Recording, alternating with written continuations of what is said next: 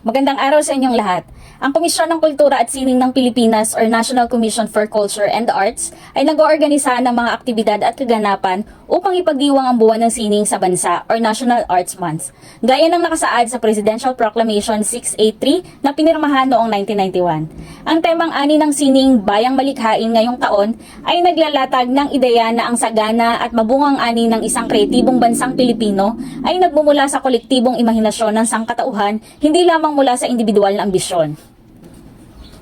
Ang kanilang core values ay matatagpuan sa acronym ng kanilang pangalan, NCCA, na tumutukoy sa nationalistic, committed to service, competent, and artistic and culture sensitive.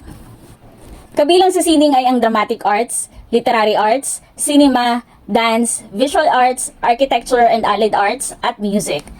Ano nga ba ang mga aktibidad na maaari mong gawin kaugnay ng pagdiriwang na ito? Una, bisitahin ang mga museo, art galleries, at mga tindahan ng libro. Maaari ka ring manood ng mga palabas o makinig ng musika na nagtatanghal ng ating sariling sining. Pangalawa, lumikha ng isang obra ng sining, maging ito man ay ang pagpipinta, pagsusulat ng libro, o paggawa ng isang kanta. Pangatlo, suportahan ng mga Pilipinong artista. Bilang isang manunulat, napakalaking bagay po sa katulad ko ang pagkakaroon ng suporta.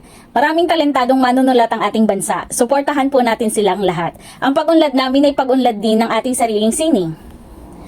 Bilang isang artistang Filipino, bakit natin iniibig ang buwang ito?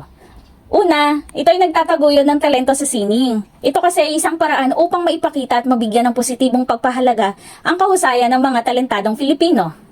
Pangalawa, nagbibigay ito ng suporta sa mga artistang Filipino dahil sa malawak ng pagpapakilala na ibinibigay ng mga kaganapang pang-isang buwan sa National Arts Month, magagamit ang posibilidad na gawing negosyo ang sining para sa mga artistang Filipino. Sa paggawa ng kanilang mga hilig, maaari ring maging tulay ito upang magkaroon ng pagkakakitaan ng mga artistang ito.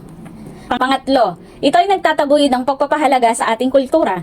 Bawat kultura ay may sariling natatanging pamana at ilan sa mga ito ay maaaring may pahayag lamang sa pamamagitan ng mga sining. Sa panahon ng National Arts Month, maaaring ipakita ng mga Filipino ang kanilang kultura sa pamamagitan ng mga marikit at makabuluhang likha. Nasa comment section ng ilang resources na maaari niyong bisitahin. Sa ating pagdiriwang ng buwan ng sining sa bansa, ipinapaalala ng tema ng taon na ang yaman ng ating sining ay nagmumula sa kolektibong imahinasyon ng bawat Pilipino. Sa pamamagitan ng mga aktibidad at pagsuporta sa mga malikhaing Pinoy, naglalayon tayo na patuloy na palakasin at ipagmalaki ang ating kultura at sining. Patuloy nating ipakita ang pagmamahal sa ating bayan at ang pagiging sensitibo sa kulturang Pilipino. Mabuhay ang sining, mabuhay ang kulturang Pilipino. Salamat!